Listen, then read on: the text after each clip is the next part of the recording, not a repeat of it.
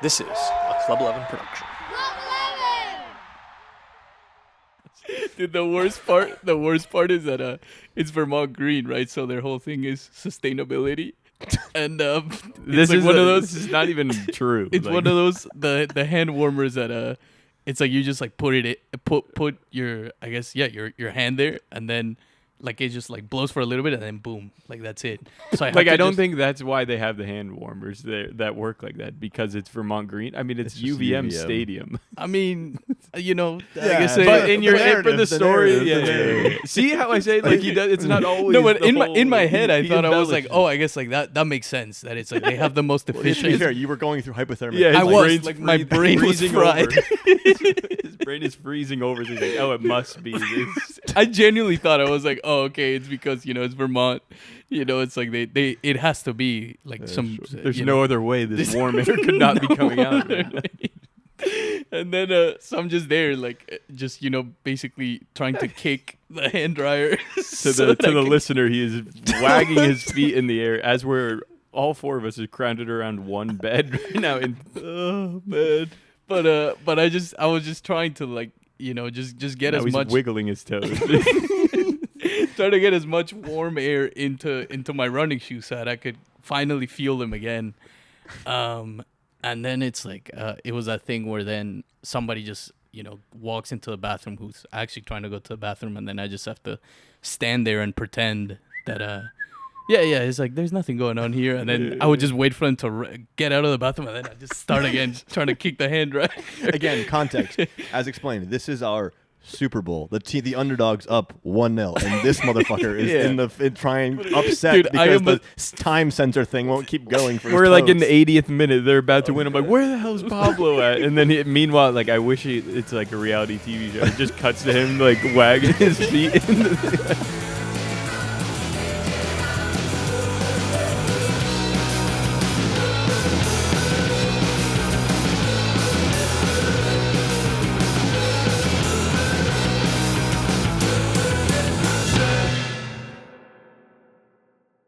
I have to hold this for you? the whole time. The whole time. Yeah, can you just take care of that for me? Sorry, Liz. No worries, Ness. What if I just unbutton right now? What the? Are we speeding? Yeah, we're. I think this is the first documented, both auditorily and visually, time we're seeing jeans in bed. And for Gabe, it feels fine because they're outside of the covers. You are, for some reason, tucked into the covers. I'm literally in my PJs right now. And he was just all over the mic, too. So that was all useless. But no. Oh, really? Oh. No. It's all right. We can cut around it. No, we'll keep it. Yeah. There's jeans in the bed. GB, are you done? I have to finish it before he goes to sleep. It's 9 over there. He's got to work. You're getting a real live look into the lifestyle we live. It is a Saturday evening. It's not even Saturday night yet here. Coming at you live from the sinfully luxurious 4 Point Sheraton in Culver City, California. Yep. A long way from Burlington, Vermont. A long way from Orlando, Florida. Might I back up even further? All right. The two of you. Take it there. We'll take it there. Nez, welcome to the show. How are we doing today, Nez? Doing well. A little bit tired, but I'm in my PJs. But you're in now. your PJs, so it's fine. But yeah, no. For people who aren't who are listening by chance and you're not watching, for the record, Pablo's wearing a brand new, might I add, Uniqlo, burgundy light red-ish T-shirt. That's lovely. He pairing that with a great set of jeans. Levi's. The thing is, though, those jeans are tucked underneath a duvet cover presently. That's how I like to sleep usually when we're on the road for some reason. But just you're saying on the record, just on the road. That's not usually how you sleep at home. I mean, no, yeah, probably like 80% of the time. Jeez. So you're doing good though. Yeah, doing good. I feel like it's been a long week or 10 days. I don't even. If you told me it was 3 weeks, I believe you. We got into Boston on Friday, and Friday the 13th. The 13th. 3/13. Oh yeah, we did. Yeah. Yes. And it's the 20th now. Yeah. No, it's 21st. Yeah, Yes. so it's been 8 days. 8 days. Yeah. But it was jam-packed 8 days. It was. It was what you arrived on Friday, and then the next day Talking it to was your mic. the Boston Legacy. Yes. Boston Legacy home opener. Had the Premier League project to do that day as well. Yes. How was the Boston Legacy home opener? I feel like that's a good Place to start. Well, Yeah. yeah, like there was, we were looking forward to this week for a long time. The season here just kicked off. Usually for us, it's a pretty quiet period in the quote unquote off season.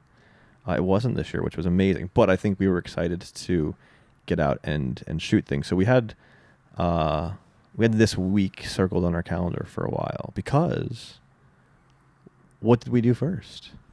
Well, I think we talked about it in a previous episode, maybe, that we had the home opener for the Legacy marked on the calendars for a while, as well as when that Open Cup draw came out, seeing that they were in such close proximity, but at the same time, right a couple of days after each other, we knew that this could be what once was an idea of separating the team for Southeast Open Cup run and Northeast Open Cup run turned into an all hands on deck. Let's get to New England and fully maximize being all together and seeing how much we can get done in that period of time. That's true, yeah, because we did originally kick around the idea of course the bus won't be out and about for the Open Cup at the start, but what if everybody takes a different team, a different region, we just screw it, we're going to do this big production of Open Cup coverage.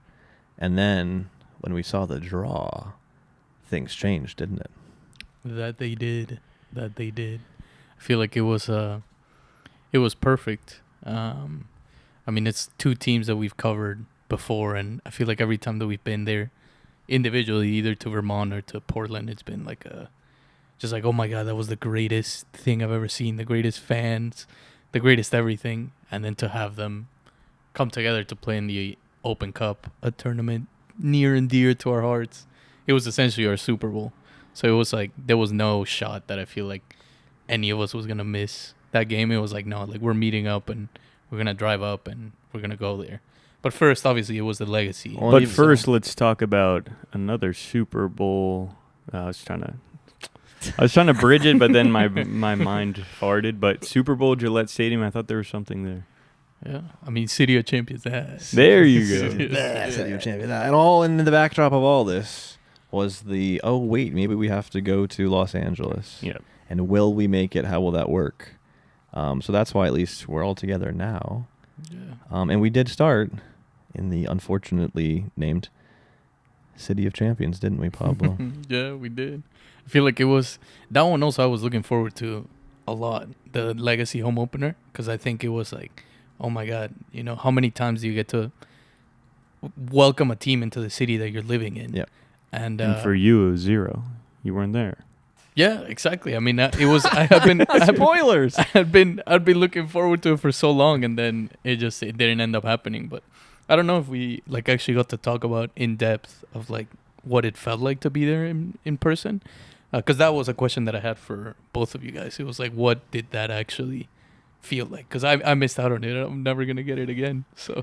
Oh shit! Don't make us feel bad. Yeah, the unfortunate truth of that you are Mr. PL Bar, and when the PL and USA comes calling, you have to.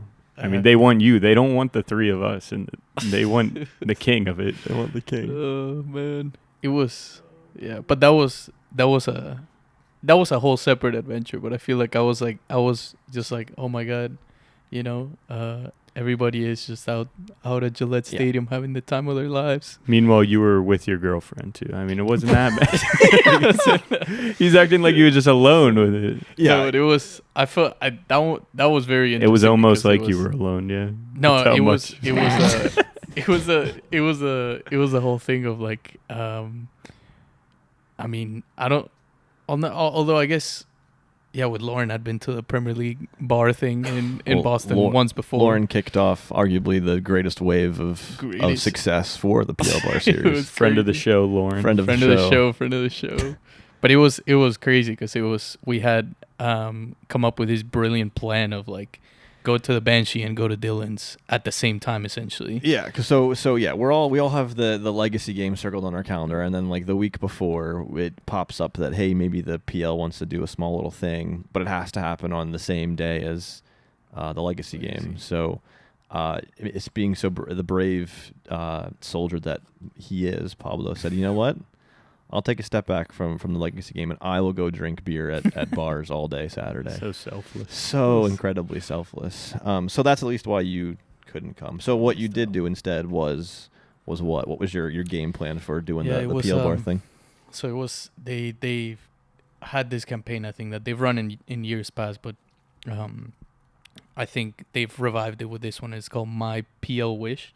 So the goal of it is to just for people to submit the most insane Premier League wishes that they can come up with, and then the Premier League is going to select a few and make them come true.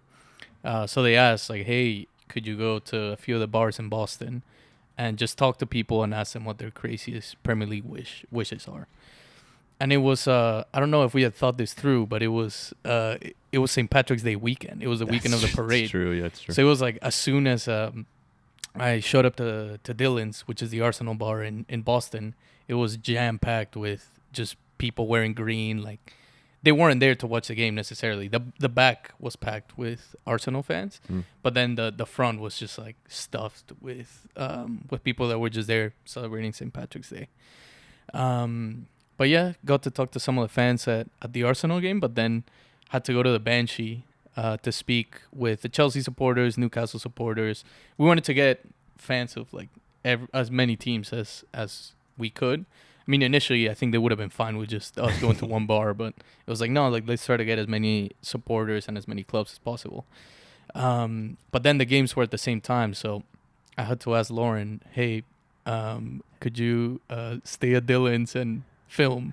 Again, friend of the show, roommate to Pablo, and girlfriend as well. Girlfriend. Yeah, she's been through a lot throughout the Club 11 years.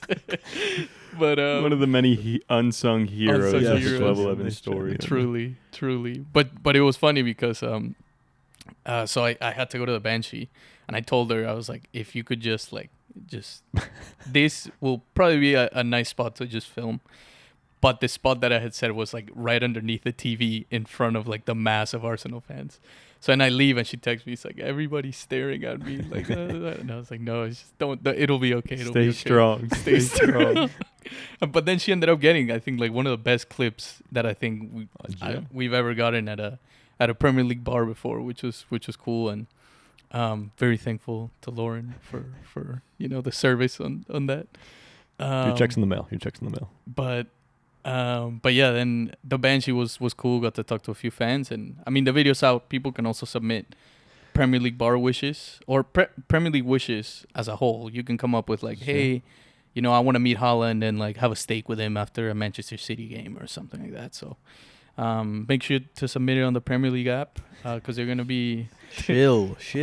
I will say I'm not familiar with the date it closes, so this may be all for naught. But if it's still open, true.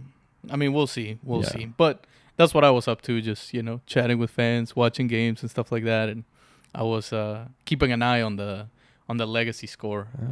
I guess, unfortunately, Gotham ended up winning, but I don't know what it was like, I think. Fucking spoilers, man. Yeah, well, I guess we don't have to talk about that. Yeah, I just gave away the whole thing. No, but I mean, the atmosphere, like, I saw the little swan heads. I don't even want to. I'm kind of over it now. Now that you blew the whole thing.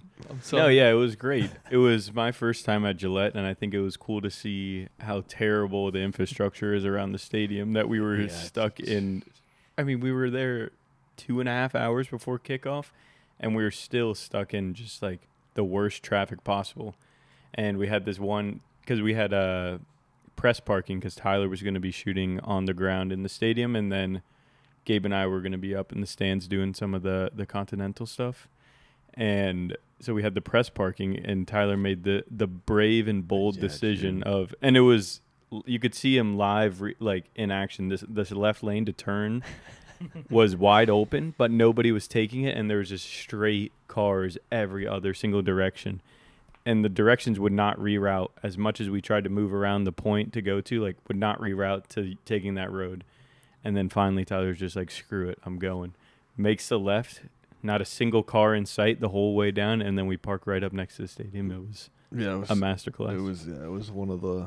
As soon as I made the turn, I was nervous because I was like, "Oh, this was the wrong decision." Because it was one of those. If you don't know, to get into Gillette, either from Boston or from like the South Shore, it's a 2-lane highway.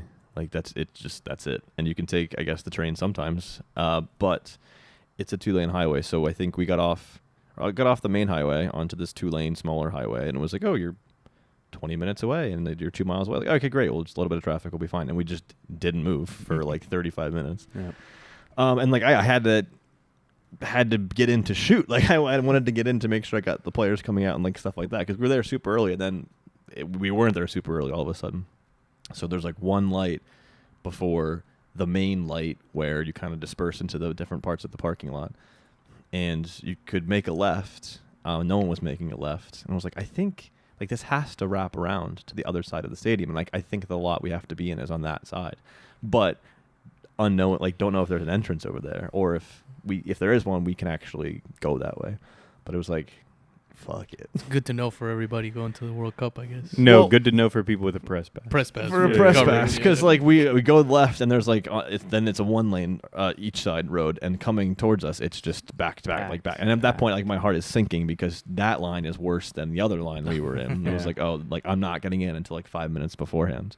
But you go around, and we got to, I think this like the security person was just like not there presently, because there's like this little entrance, and you can see Gillette, like it's right there, and like the entrance in the middle of a like housing development basically, and we just drove right in and just parked right like next to Gillette, and there was nobody there. Was there a tailgate going on, or? Not, I mean where we were, because it was the press parking area. But like once I went in and dumped my stuff and built my camera, and like by chance I walked out of like the one entrance I could find. It was easy to get out of, and there was like a sea of people. I think a part of this, which we'll maybe touch on or talk about in the atmosphere of the game, you kind of just assume, because every game you go to now, like the supporters section is like doing their thing. It's like, oh yeah, they just do their thing. And even speaking like to all the people we have in the last couple of years, like the example of in Indianapolis when Claire, the sax player, she was like, "Oh yeah, we don't practice actually," and I was like, "Oh cool, so this just happens. Like you guys are talented enough, musically inclined enough, you can kind of just figure it out." But so you forget that things don't just always happen, and you could definitely tell, at least a gathering of the supporters group, the ISA Boston. And just people outside like that gate. It was kind of like, what's going on? What do we do? Like there was like they did march, but it was like, who is gonna? I think they had some help from the club eventually, but it was like, who's leading this march thing? Where are we marching? We're marching, but like, where are we marching to? And then, because there was like a row of tables with black cloth, I think like different vendors or partners like doing stuff outside Gillette. But then the super cool thing the club is doing, which I'd known about but hadn't seen before, was they've put together, I don't know if it's with different schools in the city or like one school in the city, but it's a youth marching band. That's sick. Which is awesome, because like I don't think anybody else in the country A has a band, B has like a youth marching band. Yeah. So they were like, I came out as they were forming, and the supporters group was amalgamating, and like the kids were all there. I think the director was somewhere else talking, because again he was trying to figure out like where are we marching. So they were just standing there, and then I forget the exact like chant, but there was a guy who I think is one of the more prominent or leaders of the supporters group, just started like kind of like going in front of them and was like doing his own chant. I was like, yeah, and so other people were like cheering him on, and then eventually some kid was like, fuck it, yeah, I'll play whatever you're chanting. Yeah. And so then the whole band just picks up and starts like playing along with them, whatever he was chanting. Beautiful. It was so cool. But eventually things got organized. The fans marched in. They're holding their scarves, set up the swans, which was cool. And it was cool because it was like cool and then funny, and it was like, okay, like, are we still like, what's the plan here? Because they marched up this like, you know, in NFL stadiums where they got like the concourse, go like back and forth. Crazy. Yeah, the zigzag. So it was like 6 of those. They like marched up, and it was like, I got a breath after a while. Genuinely. It was so, and so they would, and I was, I think, one of the only like camera people in front of them. Yeah. So I would kind of like film. And that was a sick shot, by the way. I was so happy with it. And again, like if I didn't walk out right then, we wouldn't have gotten it. But I put my camera up and they would be like, yeah, up the Swans. And then I would stop and they would kind of like stop. Yeah, they're like, all right, we're good. Wait, They'd be like, who's in charge? And then I'd be like, yeah, up the Swans, up the Swans. It's crazy. Because they're waiting for the marching band with the kids, and eventually they came up behind them, and it worked out great because the march. Then they marched together from like the top of the concourse around like the end zone area or like the goal line side of the stadium because they had the kids sat next to where the supporters are gonna sit, obviously. So they then together marched to and sat down in their spots, and like none of the fans had any idea that was happening. So you could see like what the like they were everyone the like general fans were so shocked and surprised. And there's one clip I got of some woman who like was going nuts because she was so excited by it. So all that was super cool to see again. Like I think there was because I saw later other like pictures, which was also cool because they were playing Gotham. Pictures of Legacy fans with Gotham fans that all had like kind of signs going back and forth with each other and stuff like that outside of the stadium. So I think there was, to answer your question, there was some kind of something Stuff outside going on. It reminds me a little. Do you remember the first Carolina core game? Oh, ever the home game for sure. Sure. That it was like I forget the two fans that were kind of like trying to lead the march. It was the dad and the son, right? Yeah, that they were like popping off flares and like burned a couple jerseys of the people like behind them and stuff like that. So I think it's cool that I mean, I think for you probably you've seen a lot of like home first ever games of teams and stuff like that. So I think we collectively have seen so much. But this may have been the biggest support. A first one? I mean, it's like NWSL team. Gotta 30,000 people. Yeah. Oh. I think it was cool for me, interesting in general because of, I think one of the most like awesome, interesting perks, I guess you'd call it, of like the world that we've somehow, I don't know, luckily fell into, is we get to see behind the curtain a lot of the time. Yeah. And like how the pudding is actually made, right? And so like I think I helped with my first player shoot with the Legacy like the summer of, was it last year? I don't know, it was almost, no, it was a long time ago. But point being, like I've at least gotten to see like the organization grow. Like whenever I come back to do something, it's like, who are these brand new, like who are you guys? Yeah. And just the absolute insane lift that something like that is, especially because they don't obviously own Gillette. Like they have to do a whole lot of like special operational procedures, all that kind of fun stuff. But again, like it just amazes me that something like that's able to be pulled off at scale when there's so much riding on, so much emotional investment riding on what's going to happen. Yeah, I think that's one thing from like all the different like teams and first that we've seen is that it's like you get to go outside the stadium and like you see what it means to thousands of people, and then you walk inside the tunnel and you realize that a lot of the things that are being put together like rests on like a handful of people. And it's like it's always like very amazing to go from like all the craziness that's happening on the outside, and then you walk through the doors and into the tunnels and you see like, oh man, like totally these are the people that are putting this together. And it's just like totally, I mean, especially like obviously the growth of I mean sports in general is always I think so crucial now, but women's sports particularly in the space that it provides people to come and be themselves and be a part of things. And so saying that, I know so many of the people who work with the Legacy like care a lot and like want to make sure like they're doing things that like the right way. And so like their emotional investment because like none of what will happen with the Legacy and what has, you know, what they achieved already in their first now 2 games like would be possible if not for so many people doing like 18 fucking jobs which like maybe is, again, people should not have to do that, but it's like things wouldn't be pulled off with such care and execution if there wasn't the care and intent to execute. So at least that was the march in was amazing. The fans were super awesome.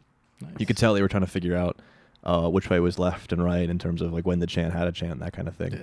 But I think it was super cool because it's been 9 years since the Breakers were gone. 10 years, 9 years. And even the like Tuesday before when I shot the I got to go to the women's game podcast thing that Sam Ewis was hosting, and they had Christine Lilly was there. Yeah. Even then, because I saw some like of the same people that were there on Tuesday and that were then at the game on Saturday, and it was like you could tell there were a lot of parents with like aged daughters who like they shouldn't know who Christine Lilly is, but they do know because their parents were like, Christine fucking Lilly's here. So like it was that sort of, I think, energy from the beginning of like from all age of person, there was some kind of connection point. And like not to bring in the Gotham, but like Gotham has so many superstars that it was like there were, I think, a lot of young girls there to just see like Rose Lavelle and stuff like that. Yeah. But I don't know, you guys... you were in the stands. Yeah. We were in the stands. Yeah, it was cool. I mean, T kind of painted a beautiful picture of how the day went.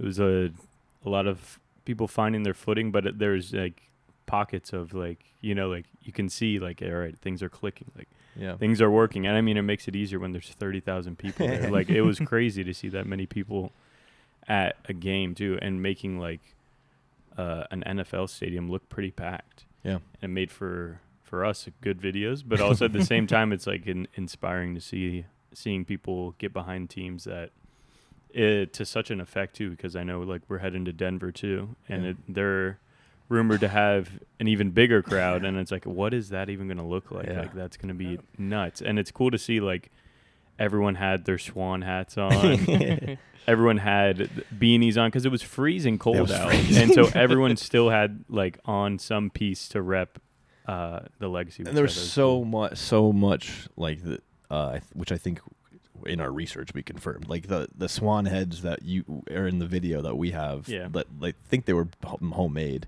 Like there was really. They must have. I can't find. They them were like anywhere. the only 2 out of 30. Like there was like the one swan head, the plush ones that everyone had on, and then they were like the only ones that had this like plastic, almost skin-like one, like human-esque swan head. But there was so much. I feel like from what I saw, like homemade kind of stuff. Even like with the supporters group still being like, I think it's called ISA Boston. Like they want to be their own thing. There was many shirts and stuff like that you could tell were not like team, and part of it because like it's too early to have like a wide range of stuff, but that it's encouraging and awesome to see people like willing and wanting to like, I'll buy my own thing and make something because I care that much. And it's cool. Like it's just I don't know, not to jump ahead to the rest of the game, but even today, like they got smoked, I think, by Houston. And like I was looking at the final graphic score post on Instagram. Just curious to see like what like people are saying about it. And all of the comments were just like, you don't build a legacy in one day. Like we'll get them again. Of like people, which I don't know, maybe that's how it in general the feeling is around inaugural teams, maybe, but like the energy of like we're happy we're here right for right now, and we'll figure it out as we go. I mean, but even one of the teams we'll touch on in the future that didn't end up getting a result, when you saw their comments after the game, it was very much like, okay, that sucked, but like they were still like backing the team throughout the whole entire thing, which I feel like is so different from like MLS comment section. I mean, definitely Premier League comment sections, but it's like these people are more invested than just not just the performance on the field. Like this is their community, and they're not like, you don't just give up on your community after one bad thing. So it was cool to see. Yeah, that type of reaction. I remember with the Hearts in the first season, I think they didn't have a hot start, honestly. And then, I think a lot of the home games were like draws or sometimes like losses. But everything remained positive. And then at the end of the season, the second half, and then obviously going into the playoffs, they just killed it. So I think it is important, obviously, to kind of have that positivity. Absolutely. I think kind of let things meld, and it takes time. It takes time, and I think it's a good example of, or maybe an interesting. There's data people like to be like, oh, fucking momentum's not real, kind of a thing, right? But like you see Hearts, and you see so often, I feel like, where like, especially at lower level, if you get behind your team, it does make some kind of difference. Yeah, you can like literally put your energy towards the performances being better on the field if like, your players feel like they're backed, right? Yeah. And maybe no other example was better that we've seen recently than with Vermont winning the USL2 championship last year. And so we were excited then to go from the legacy game to go up and see our friends in Vermont, weren't we? Yeah. I was very, I mean, yeah, we were, how many times do we have to say it, that we had it marked on the calendar for weeks of like, we have to be up here for this game. Like, definitely two of our favorite teams in the league. From the people in the front office to the people in the stands, like to the players, like they're always giving us their time, like being super, like I think most importantly, being super authentic of when we put a mic in front of them, when we put the camera in front of them, like they're just like wholeheartedly themselves. And like when it comes from like the staff of all the team, it's like, which we can talk about. Like, I mean, they're always just down to help us out and like excited to see us there, which is awesome because like, I don't know, sometimes I feel like we come in and you don't want to like step on toes of like what the club's already got going on. But like whenever we're up with them, they're both just like, come, dude, do whatever you want. Like, we're so happy to see you guys, which makes it like so much more fun because it's like, even it's like just seeing, I mean, I've only met them on a few occasions, but whenever, like, I'm actually looking forward to seeing like the Hearts guys. I'm looking forward to seeing the Vermont Green guys. It's like, oh crap, like we get to see each other again. Like, this is going to be awesome. And so like that trip up was awesome. Like, cool to see all of them again. But yeah, we started, what was it, Sunday night at the film festival. Yeah, right, because we went up Sunday afternoon from Boston, right? We left. The game was going to be on Tuesday, yeah. So this time we went up earlier just because for the USL2 final, it was literally, we pulled up maybe an hour before kick. It was just an insane drive up, and we had the bus, so it was like slowing things down like significantly. But at the same time, everyone loved the bus, and it was like, it was such a great night for the short-lived history of the bus of like, so many people were coming up to us this week, the past week, like talking about the bus of like, oh, are you bringing it up? Or is it here? I'm like, no, not this time. But I think, it got us all excited to come up and spend some more time and really get to like talk with some of the people that are behind this whole thing and really like paint a bigger picture, I think, of what this game meant for the cities. I mean, for both towns and for New England, I feel like as a whole. Absolutely. I think, we were excited to have a chance to explore the uniqueness of the situation, right? Where first round of the Open Cup, Vermont Green, because they're USL2, they don't have a roster going and team going until May usually, which is, if you can do the math, like 2 months away from the Open Cup. Get your leg off the mixer. And he's just laying on all of the XLR cords. Oh, yeah. Okay, we're good. Vermont doesn't have a roster now, and I think when we first, because we called Pat, one of the owners of the club, like 2 months ago, a month ago at least, just being like, hey man, like what's the deal? Like how are things? What's going on? And that was the first time too we had heard that there was or were 10,000 individual ticket requests put in for the game. Yeah. Which, for context, the stadium seats like 2,000 people technically. Which, so it just 10,000 tickets applied for it. That's separate from season ticket holders, and in the context of the third division team and a fourth division team in March in Burlington, Vermont. What was going to be 0-degree weather too. Which I don't think we actually were that prepared for. No. But yeah, so we had a chance, and we were like, Pat, like when do players even come in, man? Like when are you guys going to train? So we wanted to at least see one training session beforehand, and the one training session we did get to see was the only one the entire team was there for, the day before the game. But even then, there was this film festival that we had heard about that was happening on Sunday that we wanted to go to as well. So we went up for that, and I don't remember. So we missed the first one, which was we had seen on YouTube. It was the Vermont Green one. Yeah. But I forget. Was it the La Liga? What was the second one? La Liga. Yeah. Okay. And then I forget. Migrant Justice. Yes. Was the organization that put it together, but it was. We came in right as it was starting, right? Yep. And it was one that I hadn't really read ahead of what the film was gonna be about, but it ended up being. I was very, very moved watching it because it was one where, like, I think just for context in terms of what the film was all about, it was the Latino community that works in the farms up in Vermont producing the dairy which obviously is like the main export out of Vermont. And it's all these Latino workers that, they would show that they're working in tough conditions, living in, very small apartments. There's cockroaches. It's a very difficult situation for them to live in and work in. But they have the summer tournament where they all come together and play soccer for a full day. And then the film also goes on to show the protests and the stuff that they're doing to gain those rights, essentially. So it was cool to kind of it was one of those things where you go into the movie or the film because it's about soccer, but you learn a lot more about these people's lives and the stuff that they're going through. And for me, I think it was one of those things where since Gabe and I lived in New Hampshire, which is just right next to Vermont, and I remember going to New Hampshire during Thanksgiving, and we went to this little place where you can hike, and then you climb a tower, and you can see essentially like everything, and you could see the little town of Hanover where we grew up, and then you just see trees everywhere else around it.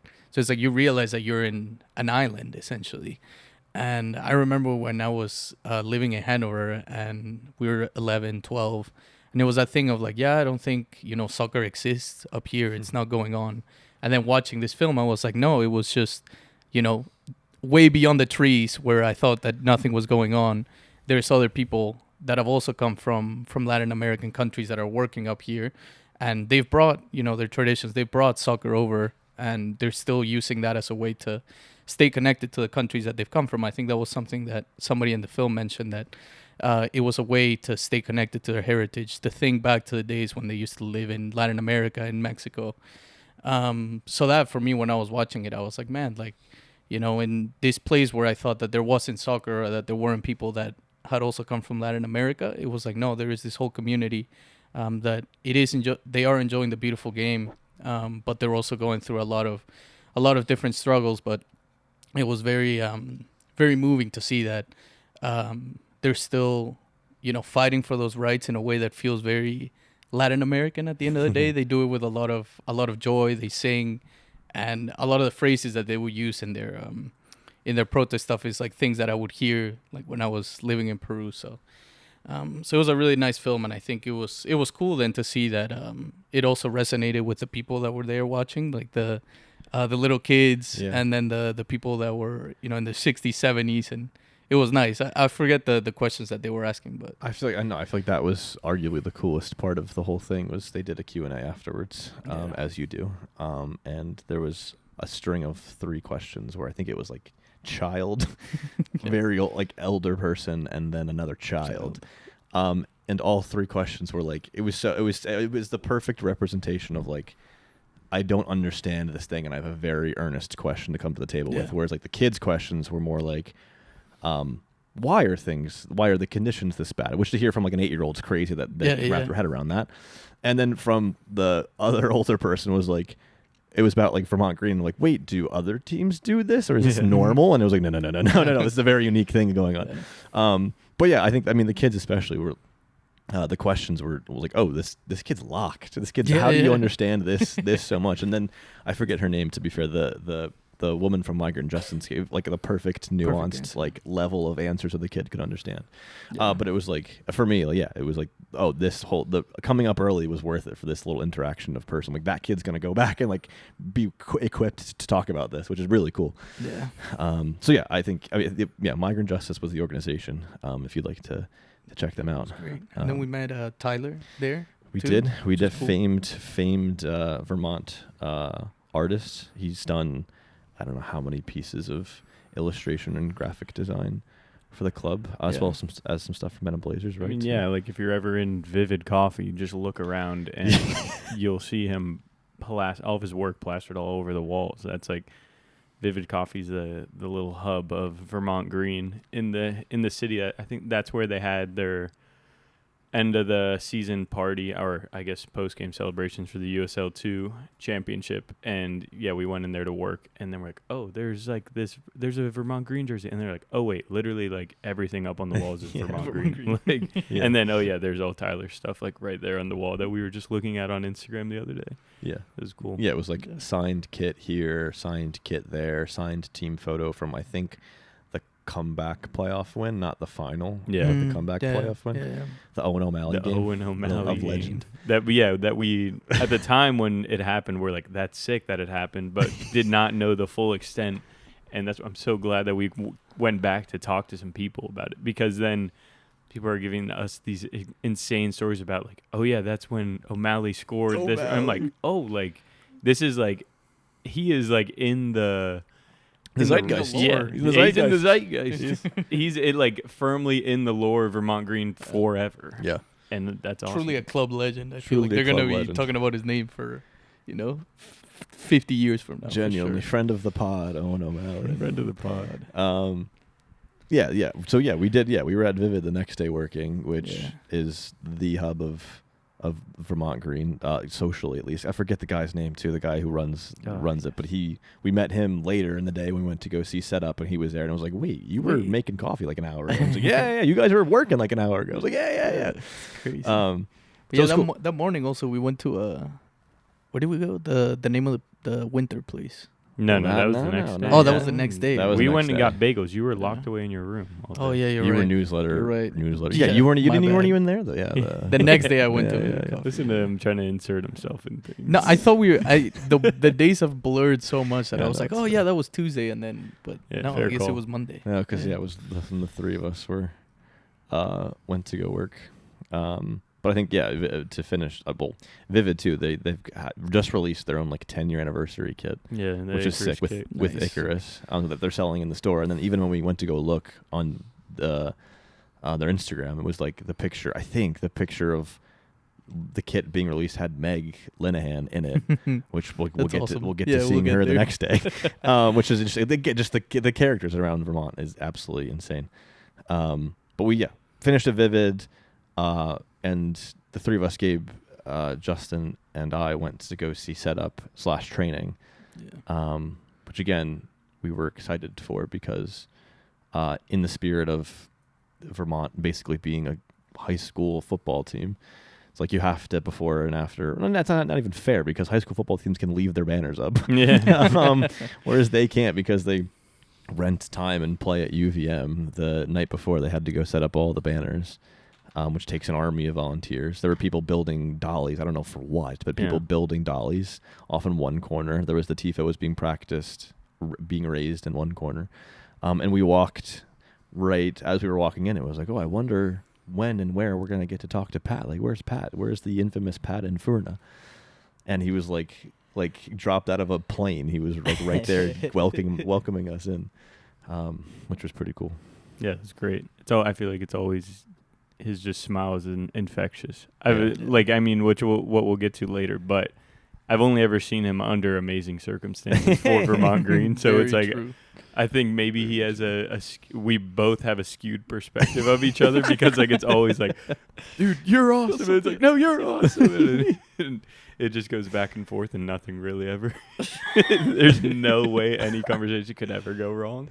But no, it was cool. It was cool to talk to him, and just like I immediately just started recording on the camera because I'm like, this guy always has something amazing to say. Yeah, he always. Yeah, he does. Oh my gosh, yeah. When we were on the call before setting up everything, we're like got off the call, like, dude, like I have chills. Like he just dropped, like it was bar after bar after bar. It's like we have to go up to Burlington. Right. It's a must. Yeah. And then getting to talk to him, I feel like he like set the scene so perfectly. It was such an eerily quiet day. And we were like, there's slowly all these clouds, or actually quite quickly, all these clouds are moving in because, I mean, at the time it was like 60, 50 degrees warm. Maybe. It was like actually warm out. And the next day it was going to be like 0. And so it's like warm. It's like the warmness is slowly fleeting. Yeah. And there's not a single, like, you can hear the people setting up the nets or the signs all the way across the field because it's just so quiet out. Yeah. And there's just like this tension I felt like in the air of like, one of the biggest games in their history. I mean, probably second biggest game in their history is about to happen tomorrow. And like everyone is just like, let's go. Like, let's just get it started. Let's get this over with, like all this pre-match stuff. But I mean, it was cool. Yeah. To talk to him. I feel like after that, and I don't know if anything else. No, we kind of got ready for training. Cause it was, I can only like compare the atmosphere, the feeling to like, I feel like when I played in high school, where it was like that gray time between the end of the day and then when the game kicked off, of like what do I do with myself? Like I'll do my homework, but then you do like one thing and you're just staring at the paper, like trying to visualize what's gonna happen later. Like that's how it felt. It was like this weird like, we're here. Like, can we start now? Why can't we? Why can't we start now? That's such a good way to put it. It's that school and that feeling of like, well, what do I like? I'm excited, but I'm chill, but I'm not. But like, what's gonna happen in 2 hours? I may be really happy. I may be really upset. And like the backdrop of genuinely, it was 60, and you could feel the cold weather like just rushing in, just coming in. And with that, I mean, then it started to fucking rain, which kind of sucked during training. But it was cool to watch training, and I think we can get to when the game happens. But it was a walkthrough, basically. That was the first and only training session that potentially that specific group of players will ever have together, because they were all college kids, and like there were Brandon, who was captain, who we talked to, like had played for Vermont a couple of times. He plays for Providence or goes to Providence. But there were guys who I'm assuming, because I forget who was the one kid who didn't show up until like that day, but probably had like a class in a different state like that earlier in that day, and then drove to come play or come train and then play the next day. It's insane. But the kids were taking spring break or traveling however they could to be there for training, and like the walkthrough, which we also talked to the coach afterwards. But it was like, how do you even get a team ready for like a game like this, where you're going to play a team that's been playing for months now, at least during their season? And it was just pure, like they played a mini game or something, and then it was just pure walkthrough of like, hey, if the ball goes here, this is how we pressure. If the ball goes here, here's how we pressure. And they finished with some like shooting, like quick 3v2, 2v1 kind of thing. But it was like, again, that kind of added to the like what's going to happen, because you're not like sprinting, you're not tackling, you're not like going. It's like you're just walking in, like you're visualizing what might happen in 24 hours, added to like, and you could just hear the coach barking out instructions of like, again, ball in the middle, push here, drop here, turn and run, don't step. It was just like, you're repeating your instructions as if it was a musical to yourself of like, okay. And like, I think for me, because we've all done that, I don't know how many times. And then when the game happens, it's like, oh shit, like I did make the wrong choice here. It's like you could feel the players like processing all that information. Yeah. And again, it's like, how much do you over coach in that situation, or just like trust your players? Because like what Pat was saying is like, Vermont's at a point now where they can get the best college players. And so even from like talking to Brandon at the end of the training and just hearing him, like he, like as the captain, like he's been there forever and knows so much about the team, like, and like how much this game means. There's a lot of players that were going to be there that are almost like mercenaries to have a sense of like, they're here for this game. Like, I mean, if you keep winning, they'll just keep being here. I guess. Like, we don't know. I don't know. If they'll come back or not. But it's like, how do you make them believe in what Vermont is and like what they're building in like 3 days? And I think, I mean, as the game started getting closer, I think it's hard to not get behind them when that crowd starts coming in, and like once you see those people in the stands, you're like, okay. I mean, at least for me, I would be like, all right, let's go. Like, let's get it. Even when we were done talking to Brandon and the coach, I was like, they know what they're doing, and like they know how to like get the team motivated. And like, I mean, just even talking to us, I was like, dude, like I feel like they got this. Like, yeah, genuinely. Like if you need me, man, I will be on the bench too as well. Like whatever you need, homie. Not to give away our biased coverage of the proceedings. Exactly. That's our biggest problem in this matchup is our rule of being the fan of the home team is like, okay, well now our other favorite team is literally across the field. Like, no, what do we do? What do we do? Yeah, and then it was basically Christmas Eve. Christmas Eve. Yeah, we woke up and there was a little snow dusting. on the ground. Snow on the ground. Yeah, that's right.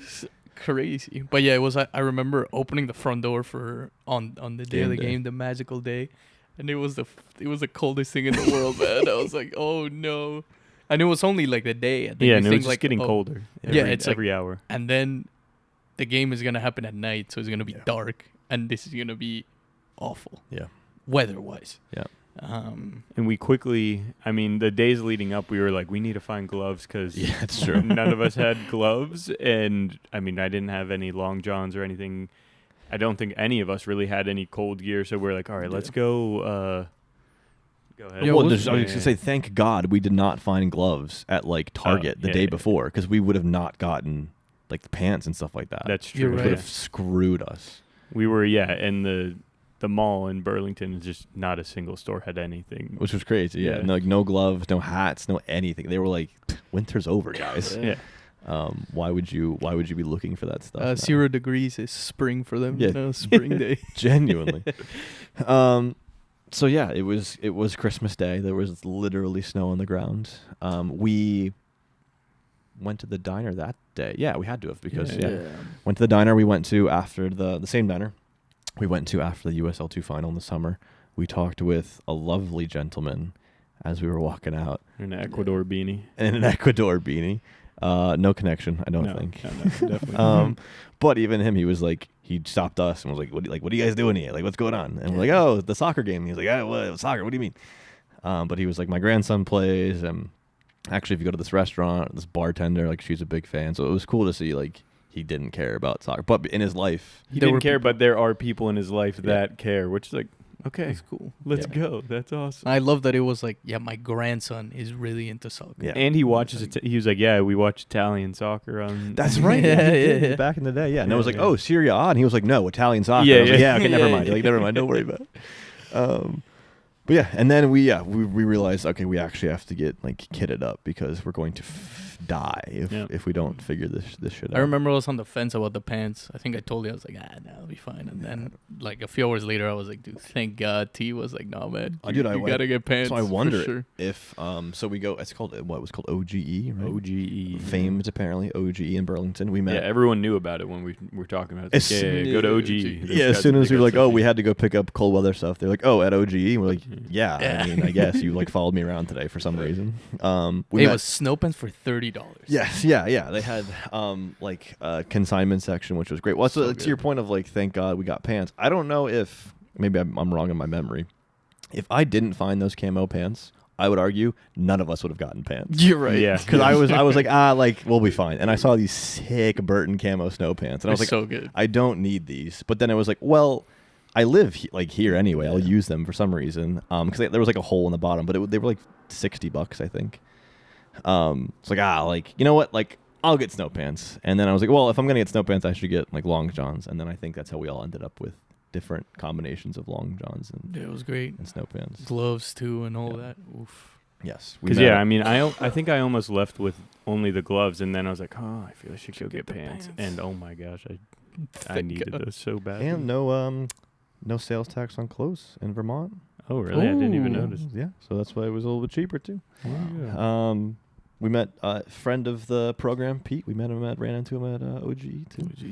And then Vivid Coffee. we went back to Vivid Coffee. Right? Yeah. This is when you actually went to. I actually went to Vivid Coffee, saw the whole thing, Yeah. and then it was, we just picked up our stuff, We rushed and then a little acai bowl. acai bowl, picked up our stuff, and then game Got time. kitted up, which I think Yeah. psychologically for me was like, oh, we're like. We're going at We're yeah. going at Yeah. I mean, it Um, was nice, like putting all this stuff on, and then it's like, oh, we're about to like head into a insane expedition / adventure Yeah. / battle. Yeah, it was some kind of like, oh Um, yeah, we're ready now. Yeah. But yeah, we turned up at Virtue. It was, I don't know, what, 5:30 maybe. It was Mhm. already like 2 hours from kick, and it was already filling up. I think like people were already congregating outside, starting to see a lot of winter wear. As somebody that's not really experienced too much of that, It's it true, was yeah. it was very neat to see everyone getting all bundled up, and I was like, oh my, I'm not prepared for this at all. Like, it took off my gloves for like half a second. My hands are already like Yeah. completely numb, and I had on like skiing gloves. Yep. Were the only ones because I gracefully gave mine to Pablo Thank so you. he could use the It's touch little- finger for the iPhone. This is So I'm fumbling with the camera, trying to press record and doing all this stuff. And I'm like, I don't even need these. I took them off. I'm like, I need these on right now. I need these on immediately because my hands will fall off. Yep. But I think, it was like And we saw the Howler guys. The Howler guys. Yes, Friends of the show. Howler guys who've reemerged. Our favorite Northeast friends was like, I was worried, like, where the hell did Howler go? And then they came back. So it was cool to see them because they were at the final two last year and at the end of the summer. We saw Tyler again. He was out with his drum in the park. Saw Mitch. I was gonna say we ran into very good friend of the program. We've now I don't know how many times we've seen Mitch or talked to Mitch. Yeah, because he was like the first. I feel like a spider. The first interview we did at the home opener, right? Yeah, for the Hearts. For the Hearts, context. yes. So the leader, one of the leaders of the Dieter Go Union, Mitch. We interviewed him at the home opener last year, almost like a year ago. Yeah. And they had all, Vermont, they brought Portland brought 600, I think, fans, they said, to the Cosmos game. Down in Patterson the weekend before, and some of them didn't go home. They just came right up to Vermont from New York, which was pretty cool. They're insane, It's crazy. Absolutely insane. Yeah. But I love seeing Mitch. It's like every time that, I just see him, I get so happy. It's like, and then, he was also like in the big snow pants with overalls and stuff like that. And, but I think it was cool to hear from him that he was like, when it comes to this particular game, everything that Vermont Green has done has been so awesome. And obviously he's like, we'd seen that when the club had started. And they were like, they stand for something really good. Like, their ethos is great.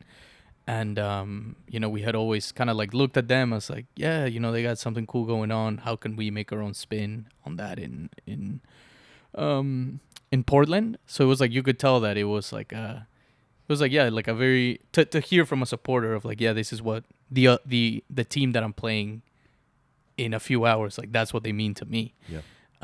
Where he was like, we all respect each other a lot. We're there's a little bit of like a brotherly, relationship between both clubs. That he's like, then when the 90 minutes start, it's gonna be a war.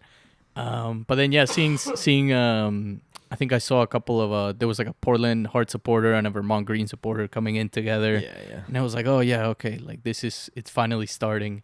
And to talk about the cold, like, Justin was mentioning the hands, which I think we all definitely felt. And then, like, when you're in really cold weather and like your nose starts running a little bit, like my nose started to run and it literally froze like on my mustache. I was like, funny. Oh man, it was like, man, again, the sun still hasn't gone down. Yeah. And this is gonna get even worse. But then I think, before we knew, we then went to the press box, got to see a lot of people. Friends of the pod, and specifically Patty and Josh, and we saw Burke too. Yeah. Friends, mentors, colleagues, whatever you want to call them at this point. Yeah. But we saw Patty, and he was like, "Guys, the episode today was great." I was like, "Oh man!" Yeah. Shout out to Patty. We're gonna have him. We're gonna have him on next time we're at the Hearts. In Portland. Yeah, absolutely. Yeah, absolutely. Sure. Got to bring the extra mics. We got to invest in an extra mic. Maybe if Gabe keeps working while we pod, someone can take the other mic. Yeah, I guess we only have 4. Yeah. That's a note to our later selves. Yeah.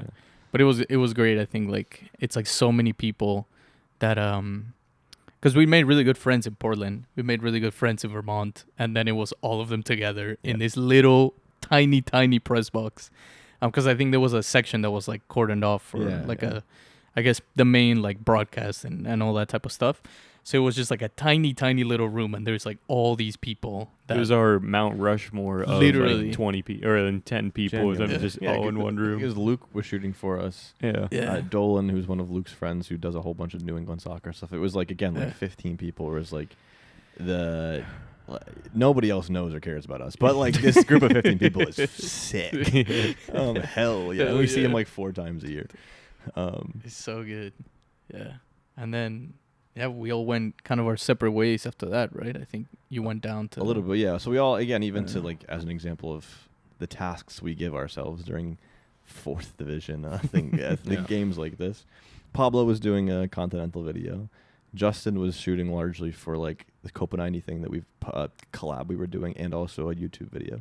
I was doing the minute by minute thing we stumbled into. Which we kind of glossed over in the post production of Boston. We're sitting around just getting ready for all these postcards that we were doing, and then Tyler's like, "Well, I shot like they look really good in slow-mo. So, like, maybe we do something slow-mo, and then we're all, like, crowded around me as, like, it's up on the laptop, and then, like, oh, like, what if we put, Boston at the top, and then, like, it could be, like, minute by minute, and then you put, like, each number, and then we're like, wait, this is perfect. Like, this is awesome. Yeah. And then, next thing you know, in the morning, we have the whole entire thing ready to go, and we're like, did we just, like, come up with this, like, on this? Like, we need to hang out more. This is awesome. Yeah, I think contrary to what our families and significant others think, we need to hang out more. Yeah. Yeah, it was, which was funny too, because I know it was verbalized at some point during that day, where it was like, oh, because the legacy game's at 12:30, we have so much time to, like, do our post production stuff. We're not going to be up till, like, 2 a.m. And then we were up till 2 a.m. because we were like, dude, this is sick. This is so sick. And while Justin's computer is, like, huffing and puffing to denoise and do all this kind of stuff and track this, like, one clip to make sure it all works correctly. But yeah, so we were going to do that again for the Vermont game. And meanwhile, Gabe is live editing for Luke, who's shooting for us for USL, US Soccer combo thing. So we all have, like, 4 different individual tasks, arguably more, because we're also helping each other during all of this. And all of it in literally 0 degree weather, 0 degrees Fahrenheit. Yeah. And it's like, I think already we had all kind of gone into this game as, like, this is the Super Bowl. Yeah. Like, we need to go in and, like, this is our challenge. Like, we want to push ourselves to see what we can come up with for this insane game. But then, obviously, with the weather conditions, it makes it even harder. I mean, I'm sure for you guys it must have been, like, ridiculous. Because even I was just trying to press my little record thing on my iPhone, and my iPhone died. Like, yeah, that's true. Before kickoff, it died. That's true. Your phone was dead. The U.S. Soccer guy who was shooting for them, like, his monitor wasn't working. Yeah, Luke's phone died as well. So, like, Gabe couldn't communicate, so he had to be running up and down up and down the thing. My monitor wasn't working. Like, I don't know how many times it was like I thought I pressed record and I didn't because my gloves wouldn't let me press record. Yeah. It was probably the most insane conditions, I think, to, like, try to work. Because also, like, for Justin, like, I felt bad because we had to film the introduction, like, with the intro for one of the videos with the tifo going up. Yeah. And it was like, hey, Justin, could you just film me, like, in front of it and doing that? Yeah. And he was like, yeah, okay. And then he, like, takes off his glove and, like, just films it. And then, like, I was like, wait, let me do it again. And then, like, by the end of it, it's like his hand is about to fall off. Yeah, and he's like, I can't do this. I was like, we got to go. We have literally one more because my hand is about to fall off right now. Like, at that point, my toes had already, like, frozen over. Both my hands were just, like, torn up. So I was like, let's just, like, get this game going. So we get a little bit of adrenaline in my body. And so we can, like, but I mean, yeah, like, once the lineup, like, once they come out and they do the guy in the PA, bless him, dude. We got to do a story on that guy at some point. Yeah. Because he just gets you riled up for it. You're like, let's go. Like, this, it could be, I mean, I don't know. He could make a rec league game sound like the World Cup final, just how crazy he gets with throughout the whole entire game. So, I mean, at that point, once they all went on the field and it was like go time, it's like, all right, we've been waiting all this time. Like, let's go. Like, let's see it happen. Like, I'm not all the time am I, like, dialed into what's happening on the field, but, like, this time I was like, low-key, like, all right, let's see how this goes. Like, this is huge. Let's see how this goes. Latifo went up without a hitch. Meg, we did get to speak to, helped raise the tifo. And Meg Linehan. It was, I mean, raising the tifo without a hitch is quite the feat, considering the wind that was coming. That's true. Like, she in the video, she came up so clutch. You can see Meg. It was about to, It was about to. The wind was about to, like, turn it over, and then, like, she just sprints from where she was and, like, just she went crazy. Yeah, and she pushes it up into place, and it's like boom, it's done. Like, it was like this could like as it's going up. I'm like no, and then she goes and moves it up. I'm like let's go. Because I guess so like good. You don't realize how big of a feat it was for the scale of that thing. There's no thing from the top holding anything. It's just like some holes. I mean, before the game, they're gonna have the knife just cutting holes in it to make sure like wind can go through it and everything. And it's like, dude, that wind. I don't think any tifo would survive in that wind without some heavy manpower behind it. It was like crazy. Man, it was awesome. And then I remember looking to the stands and there's people like taking off their boots and putting on like I guess foot warmer thingies. They had like boxes that they were just passing around to people, just so that I guess everybody would be all right. But but it was, I mean, shout out to honestly everybody in that supporter section for like, because it's just like, I mean, in that type of That like, entire weather, stadium, they're all Yeah. freaks. insane. Like in that type of weather, you actually just like your first instinct is like, I don't want to move. Like I just want to be bundled up and like just that's it. But for everybody to just be, you know, just jumping, like you would see people of all ages going insane. I think the ball boy was a fantastic that was awesome. one. We were down on the sidelines, and this ball boy was chirping Ollie the entire first half, like get in the crowd into it, like yeah, let's go. And I'm like, oh, we got to interview this guy. We got to interview him.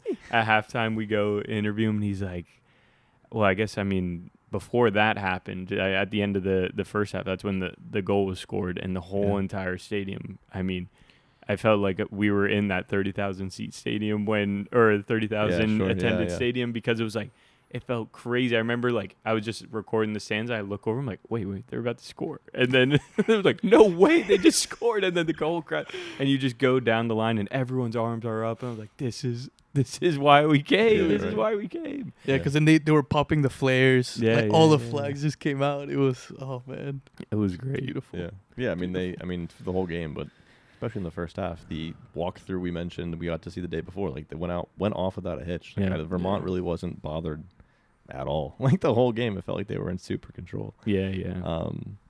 Which, credit to them, credit to the Green Mountain boys, of course, credit to Jack, the ball boy. He was huge. Yeah, I mean, then we talked to him at halftime, and I was like, dude, like, or I mean, basically, Pablo's like, how long have you been supporting the team? He was like, my whole life. And I was like, you know, people say that all the time, but I would do that. And they're like, wait, he's 9 years old. He could legitimately been supporting this team his whole life. They've only been around for, 5 years? His first answer might be the best thing we've ever recorded, where Pablo, you hear Pablo be like, so, like, how long have you supported the club? And without a beat, he goes, Yes. Like, no, all right, word. And Pablo's like, no. He's like, oh, sorry. My whole life. Like, all right, same answer. Like, it's not the same answer, basically. He was so awesome. Good. But then, we'd unfortunately had to come to a close with the interview. I'm like, all right, what are you going to do? Like, I better see a knee slide if you score. And he's like, no, I'm going to do a belly slide. I'm like, all right, I got you, dude. I'll see you at the end of the game. I'll find you. But then, I mean, second half starts, and it was like, from our perspective, right? Like from an outsider looking in, you'd think Vermont's going to sit low and just like grind it out. But no, like they kept going, and it was they had a couple chances. They had, they could have had two. I mean, but it was like kept pressing.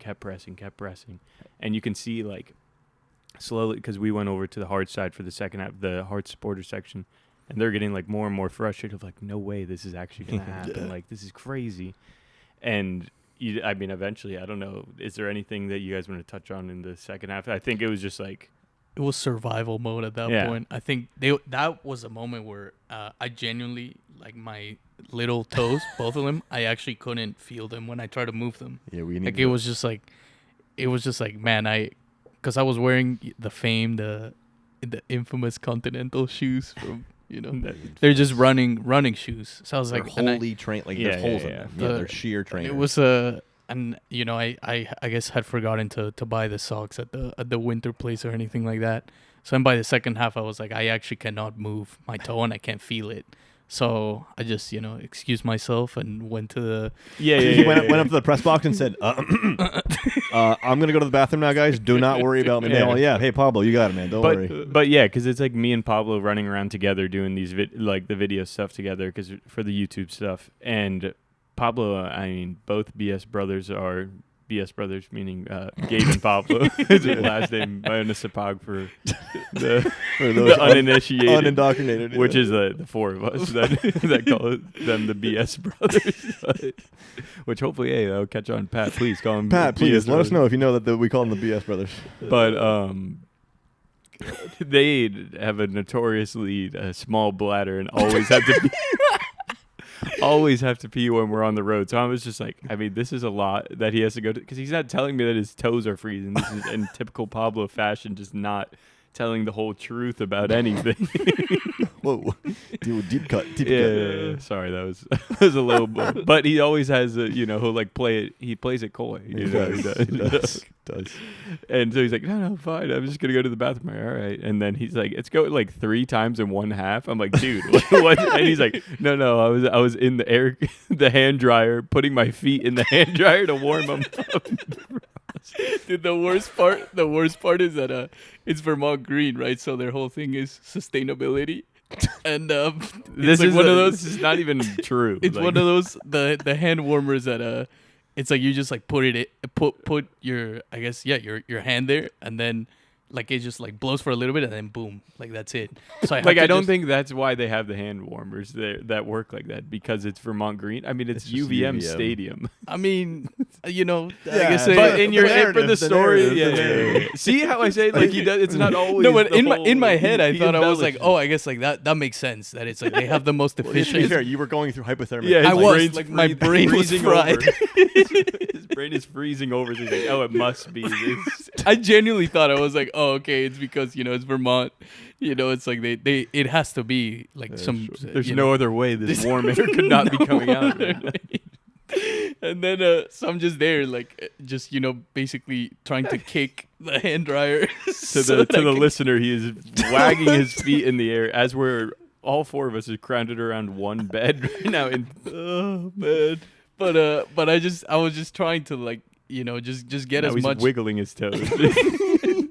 trying to get as much warm air into my running shoes so that I could finally feel them again.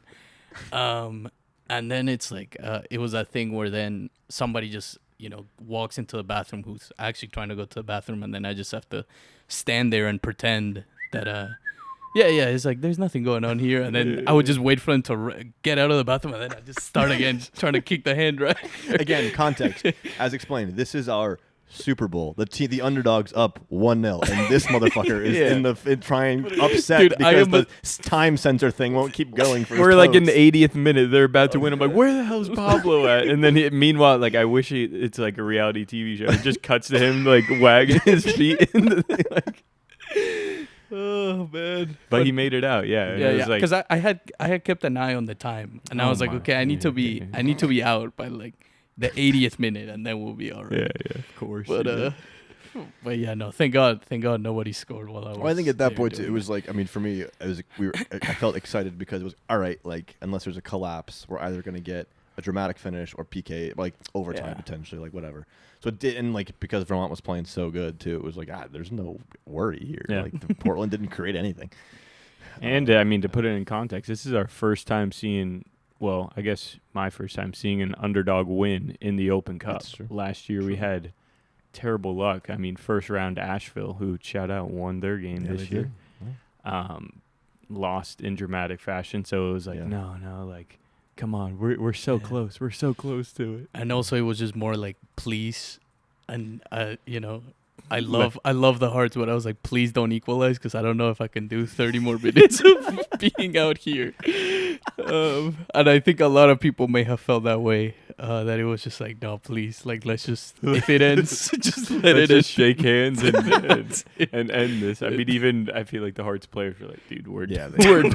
Yeah, they were not having a good time. Like when they were lining up for the like intro to the game, like they're jumping around, moving. Like, when I said, like, I don't know who could wear normal like a kit or anything in that weather. Like, it was insane. Like, even if you're running the full 90 minutes, I don't think like that you would be warm at any point. Impossible. But yeah, 85th minute we go over to the sideline of the player side because Tyler was over there. And we hadn't seen Tyler the whole game. He was over there having a great old That's time. true. Yeah, well, I did. Yeah, what's the thing? I had because I was shooting super slow-mo stuff. I had to drop cards too. Yeah. And so at halftime I did one. Like my hands were white, and like it was such a struggle to like put the card reader in and stuff. And I'm like in the locker room essentially, and like the locker room being the UVM like student center. So there's kids walking by me being like, "What the fuck? Who is this guy in the camo pants with an FX6? Like, what the hell is this guy doing?" Yeah.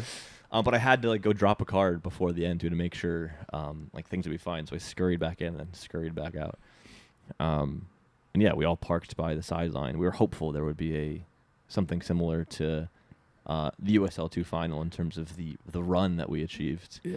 But I think at that point everybody was fucking done with being outside. Yeah. But I mean, final whistle blows, and if Jack is the best, that Jack line, if he's the best clip of the game, I think the second best clip we got of the game was Pat running by you at the very end. Yeah, of the final I whistle. spot him, and then he comes out. He's like, fuck yeah, like let's go, Pat. Like, it's so hard with them, which you'll see in all the clips that I take. Is like, I'll just go dap them up. I'm just like, dude, yeah, come here, dude. Like, congrats. And it was like, I don't care if this ruins a shot. Like, dude, congrats. When we saw Brandon, I was like, let's go. And then I see Jack, and then like we both just make eye contact. I'm like, let's see it. And then he points down at like the turf, and he's like making like, what is that? The breaststroking moment. Okay, at the grass ahead, and then goes. I mean, not at the grass, at the turf, and then just. And just like lands dead into the turf. Like, obviously he was not gonna slide anywhere, but I'm like, I love you, Jack. I love you. It was good to see it. Good to see that full circle moment of him getting his belly slide. He's much deserved. It just plopped right onto We the did turf. like multiple slides. He did his knee slide. His There's belly multiple slide. takes. He wasn't. We talked about knee slide or belly slide, and he was like, what, screw it. We just won. I'm gonna hit the knee slide, and then he's like, no, watch this belly slide after too. I didn't forget about that. And then he hit both in insane fashion, and that was. I mean, then we made it back over to the Green Mountain Boys and got the iconic get up on the stands and get in there with the maple syrup shots. Exactly. Like I felt like the whole team did, which was awesome. It was incredible how it was like. I remember that summer night in Burlington when they won the USL2 championship, and they're all jumping on that little fence right in front of the supporter section, and then. Just cut to like 6 months later. Made me a little bit sad seeing. I was watching back some of those clips the other day of like, a lot of those players didn't get to like run it back for the Open Cup. Like it was like a whole new group. And if you see in the slow-mo shot that you did, like not everyone knew the correct movements on the maple syrup shot, and you can see like Brandon kind of like showing them like, all right, this is how you do it. Like I was like, this is a completely different like. And not saying it's a worse thing, but it was a completely different like celebration to what happened at the USL2 final. Just because it's like this group that just like banded together for 4 days, a day, like 90 minutes. Like it is insane that the first training session was like 24 hours before, and then it's just like next thing you know, you're just taking maple syrup shots. Totally, I think it's a cool thing that to wrap up at least the game maybe of like you could see.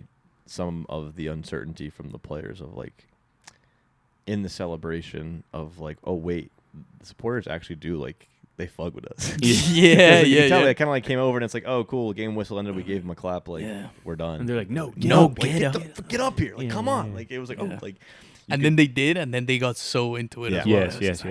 Yeah, it was like awesome. It took like because where you don't. I don't know where else in the country you experience that kind of.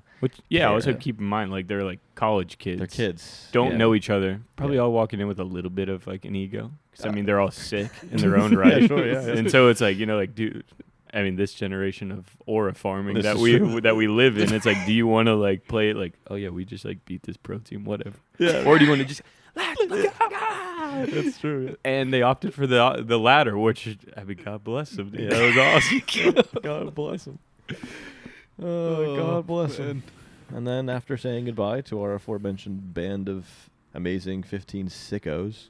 Which, just make a quick apology. I'm sorry to Josh and Pat. I made an ill-timed joke that I a week later I still feel terrible about. Public apology. Justin won't forget until he gets to apologize in person. Yeah, exactly. It's bad because, when we're with the four of us, we make a lot of jokes, and it's always no one's safe from anything. Right. And so then they just got caught in the crossfire. And I literally, after the game, was like, why did I say that to them? It was so mean. To be fair, the two of them, as they were leaving, asked, oh my God, like, when are we going to see you guys again? And Justin, without missing a beat, goes, well, I thought it would be the next round of the Open Cup, actually. That was literally the most Justin thing ever, dude. I was like, oh, okay. Yeah, and also not a lot of people know that I'm just like extremely sarcastic. He has a very dry sense of humor for sure. It's my downfall, but sorry guys. I genuinely am sorry. Don't hold it against him, guys, please. Oh man. we scurried. We said our goodbyes. We scurried home, and we were ready to get a restful night of sleep. Well, we were like, let's turn around a couple of things before we go to bed at least. Like, let's see what we got. So you're saying we weren't gonna get a restful night of sleep? No, there was never going to be a restful night of sleep. We had a flight at 4 a.m. You're playing a koi over there, huh? Trying to holy koi. I was trying to set somebody. Oh, wait, did we just hear a game? He said it twice already. That's crazy. Koi farming over here. It's like his Batman signal, dude. He heard that word and he's like, oh. I just finished. That's activated. All right, well, yeah, welcome to the pod. Welcome to the pod. What are we at time-wise? We're like an hour 20 in my Jesus. flight. Coming up. Yeah, you have to it's go. already, oh my gosh, Yes. it's already 7:50. Okay. I can take you if you need it. Yeah. I mean, we'll let's put, just, pod in the keep car. going. Pod in the car, I guess. That would be awesome. So yeah, we were never gonna get it. That was the point. A restful night of sleep because we were churning out again like fucking 18 different pieces of content. Gabe had to go get photos from Luke, I think, that we forgot to grab. Yeah. We scarfed down some delicious local pizza from Domino's. Luke was up at 1 a.m. by the way, like and at the lobby, like still editing in his hotel. It's incredible. Yeah, there's a great photo I love of Justin doing VO for a video while Pablo's working in the background where I'm dumping different footage. I think while Gabe's going to rescue clips or photos from Luke. Because we had a flight at a 6 a.m. flight out of Burlington to come to sunny California. But it meant I think we all slept 2 hours maybe that night. So as we kicked off this 45-minute segment with, we're excited the games are back. Oh my God. And then it was like, oh yeah, we're back. Yeah, we are so back. But we, as chipper as we could, we woke up, packed our things, scurried off the 0.2 miles down the road to the airport. Yeah, we could have literally walked if we wanted to, We but could've not in that weather. Of No, course not. Not in that weather, no. Yeah. And we walked into the airport, and it was like, oh, cool. Pablo's not making the flight because the TSA line is the longest thing I've ever seen. It literally, it went from one end of the airport to the other. This is true. Where it was like when, and I mean, obviously you guys, you posh with TSA pre-check and all that. Posh. But no, I don't have that, so I had to be at the very back of the line, and it was the classic thing of like, it just goes so far into the distance that you don't even, you can't even see where it ends. But you just assume like, all right, like as far as I can see, like that's probably where the security thing is, and like we'll be fine. And it was like then you would get to that final place that you were able to see like 20 minutes ago, and then you still can't see the next point where the security is. Yep. And it was just being in that line. I think you guys had already made it through. Yeah. And I still couldn't, you guys were texting me like, okay, like I think boarding is about to start. I still couldn't see the security where the security check started. Yeah. And I was just like, oh man, like this could be pretty So bad. he lied the whole because we were texting him and he's like, yeah, I can see the end of this. It was like the same thing as like when I didn't tell anybody that I thought my toe was about to fall off in Burlington.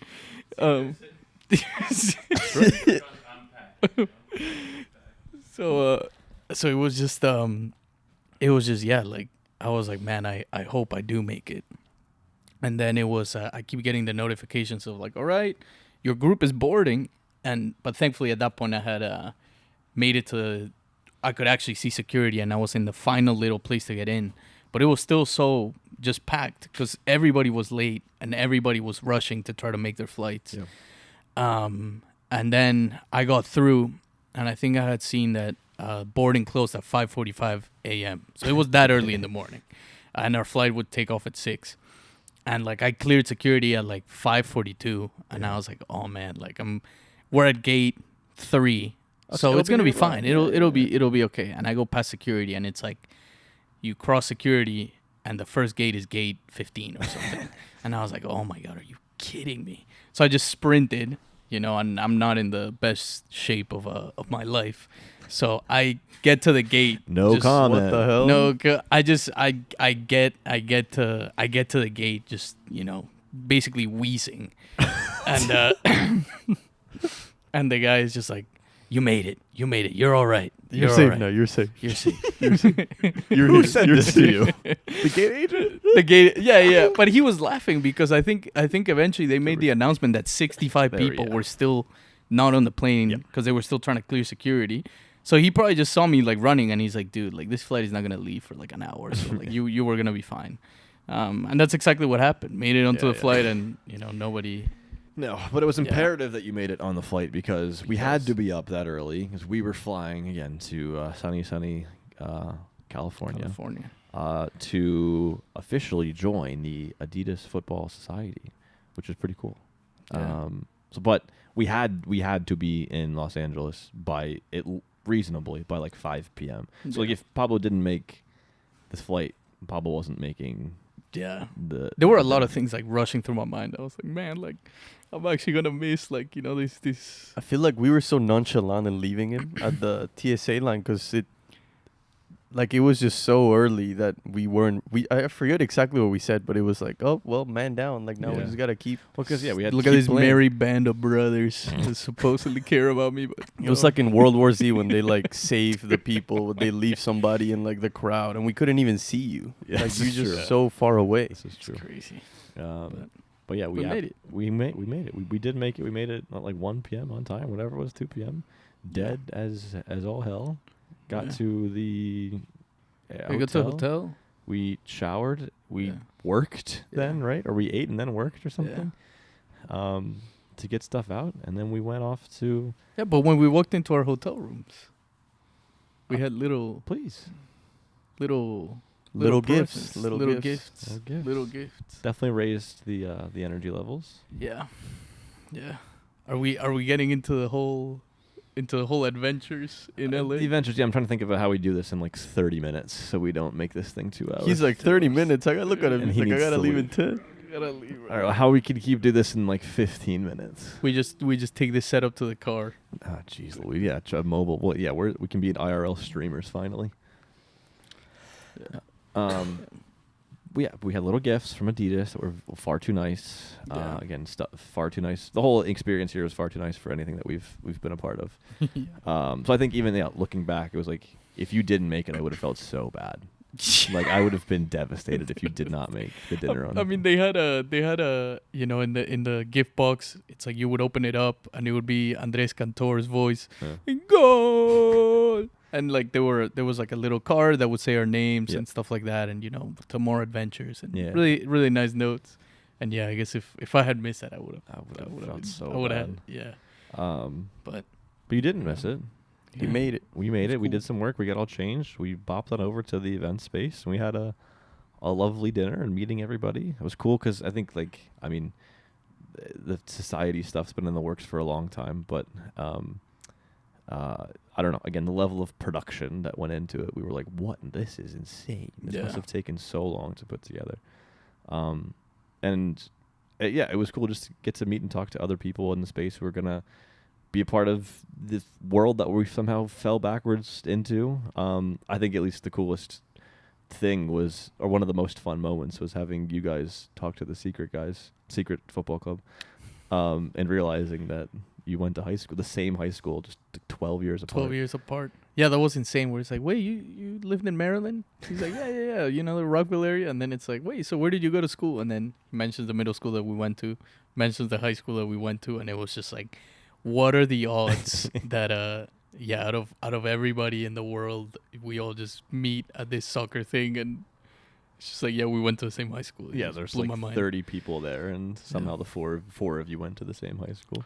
Yeah. In middle school, that's even crazier. to me. Insane. Shout out to Pyle Middle School. Pyle Panthers. Pile pants. But yeah, no, it was a cool dinner getting to the Bola guys. Well, the guys Awesome. spoilers got to go by chance. Even then, so we're talking to them, and we're like, "Oh, like, what do you guys do? Who are you?" And like, we're Bullet, Carol, and Ethan.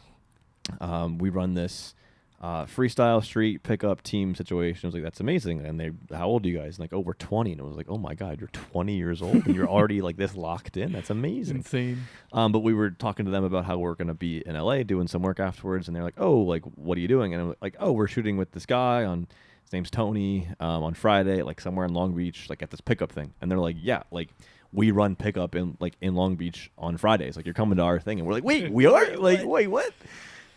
Just the level of like immediate, I don't know, I think crossover of it's always like kind of awkward of like, how do I approach, and like, oh, you like soccer too, huh? Yeah.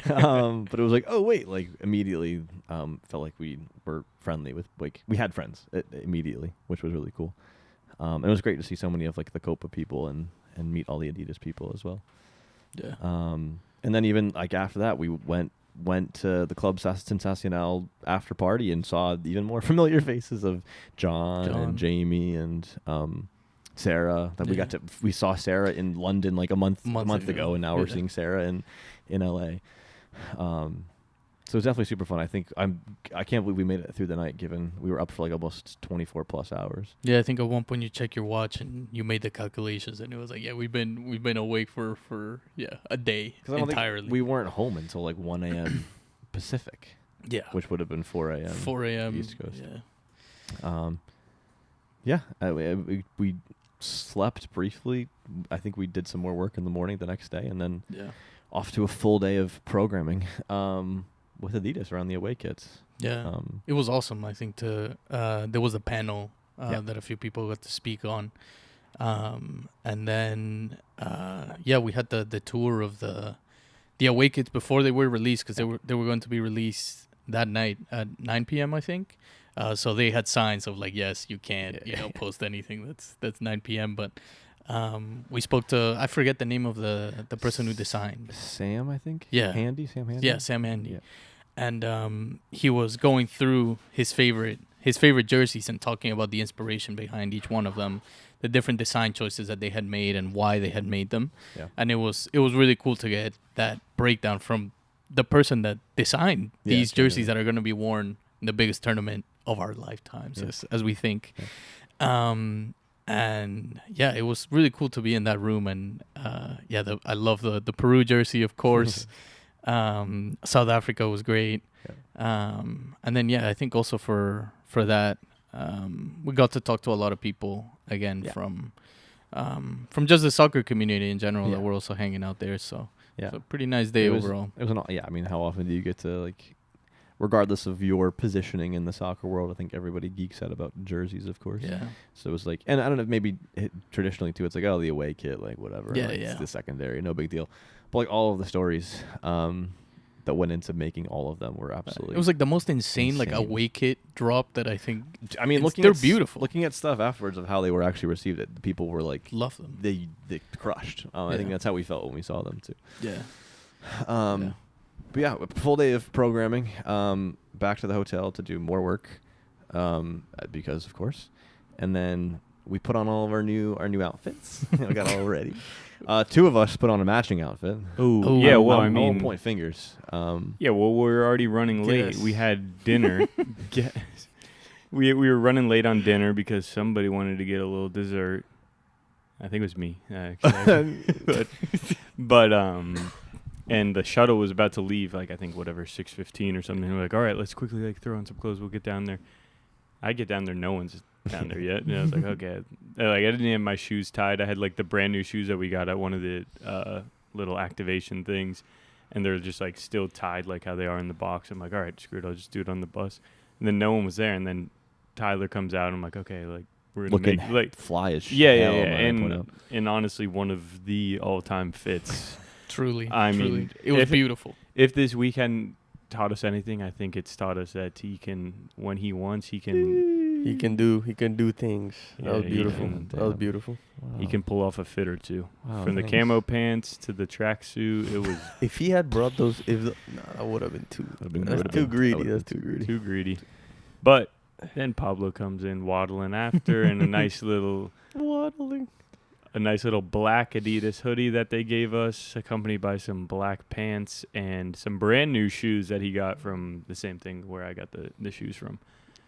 Different shoes, though, because you don't want to wear the same thing, right? No, why would you want to do that? It's a little bit weird, but in typical twin fashion, like they're on their first day of elementary school, Gabe comes out as the shuttle leaves, so we got left behind on that, and he comes out wearing the same exact thing as Pablo from head to toe. Jesus. And Spider-Man meme, whatever, yeah, you know, the whole shebang. And then Pablo's like, no, you have to go change. And then Gabe's like, I'm not changing. And we have a twin off right in front of our eyes. And Gabe won because Pablo went back and changed, but Pablo pulled off in some cute, right? The shirt was great. Little The World Cup shirt. The shirt It was great. awesome, dude. Don't worry. And I mean, it was breathable because It was, yeah. I feel like if I'd worn the hoodie, I would have. Yeah. Especially with the night that you had, the hoodie was great. That was a We'll great leave it night. there. We'll leave it Yeah, there. a special Great night. He's a special boy. Special boy. But yeah, then we make it to the shuttle. And we sit there for whatever, like 15 minutes. The only 4 on the shuttle, and they're like, screw it, like, let's go. And they take us, and we're driving past these crowds of people to this underpass. And they're all looking like, oh, who's good? Who's these VIP? I'm like, this is actually ridiculous. So like, what is this? Whatever, 48 hours ago, we were in Burlington, Vermont. And now we're like getting in this chartered bus, the 4 of us. And then we walk out and they're like, oh, okay, here's your band. We cut in front of I was like, this is a joke. And then we're like, come on, go. yeah. They're like rushing us in. I'm like, what is happening? And then we get in and it's this whole huge Adidas gridlock activation where they had, cars parked up and all and down the road, like the whole entire street blocked off, and every car is decorated with a different away kit theme. So one's like all Mexican stuff, Japanese stuff, Italian stuff in each different one.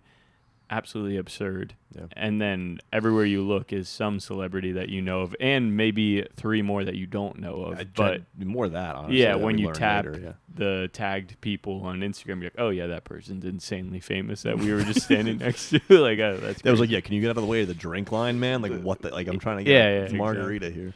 But I don't know if you guys want to hop in, and then Kate Trinata went up just calmly. It was all just- of this like under. An overpass. And it was underneath an underpass. And like we saw some videos earlier in the day at Adidas HQ where they were doing like that teased the gridlock theme, kind of like making the most out of being stuck, basically. But like which we connected wholeheartedly with being in downtown LA. and just driving the bus is Just horrible. driving the bus. That's true. Yeah, but it was sick. That truck that was it was just the what do you call those? Flatbed. Yeah, just and then they had like the DJ thing, and then I guess it was a pretty good learning experience for you because you didn't know a single like artist that went. I did not.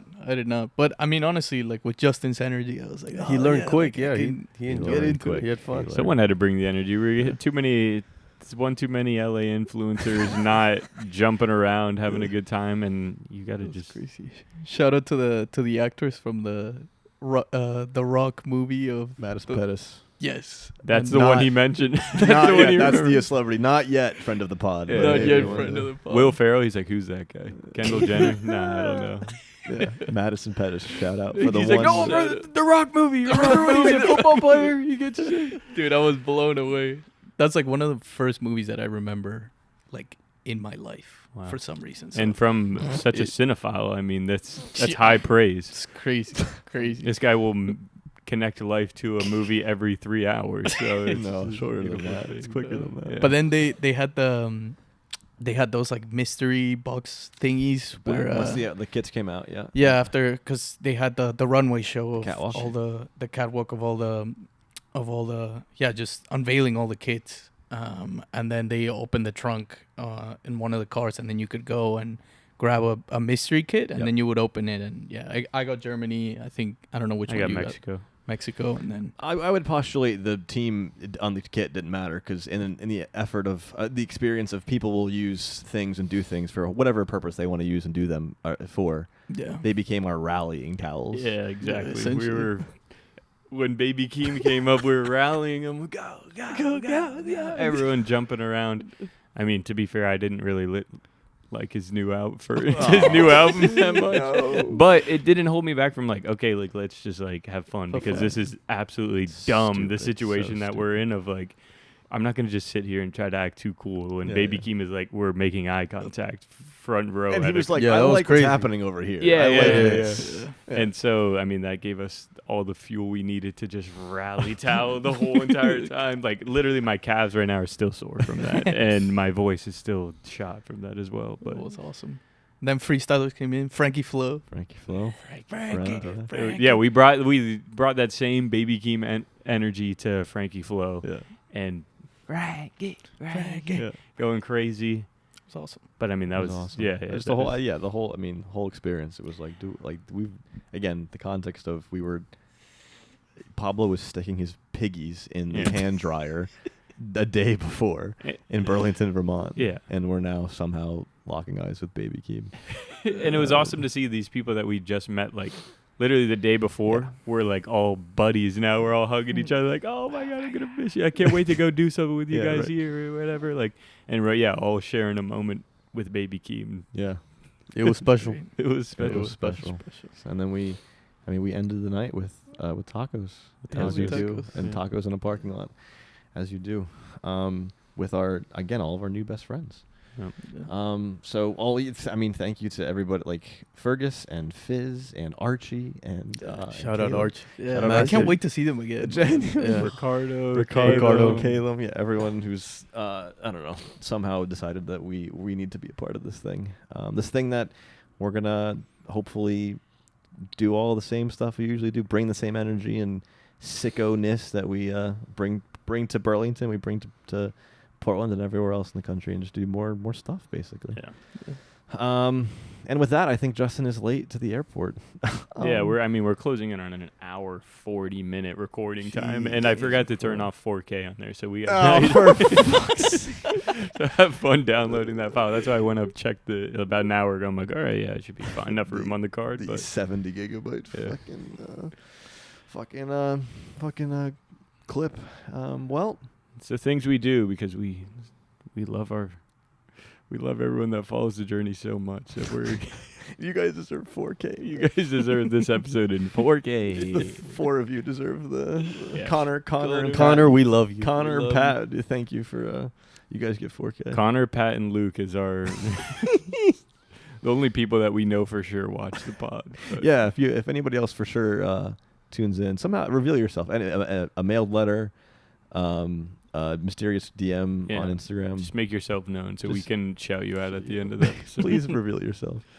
Well, any other final takeaways? Well, now I'm off to Orlando to go back work on the bus tomorrow. You guys are off to the BS brothers are off to San Francisco to continue our march towards the World Cup in terms of agency work. Yep. T holding it down for the next Do day. the same stuff in Boston. I'm gonna Yeah. do more World Soccer Shop stuff in Boston, and then we will maybe next time you hear from us in this format will be after we go to Denver to see them potentially sell 70,000 tickets for their inaugural home. Is that next weekend?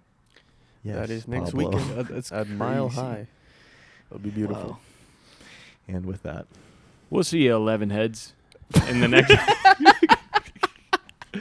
Let's see if that sticks. we'll see you next time.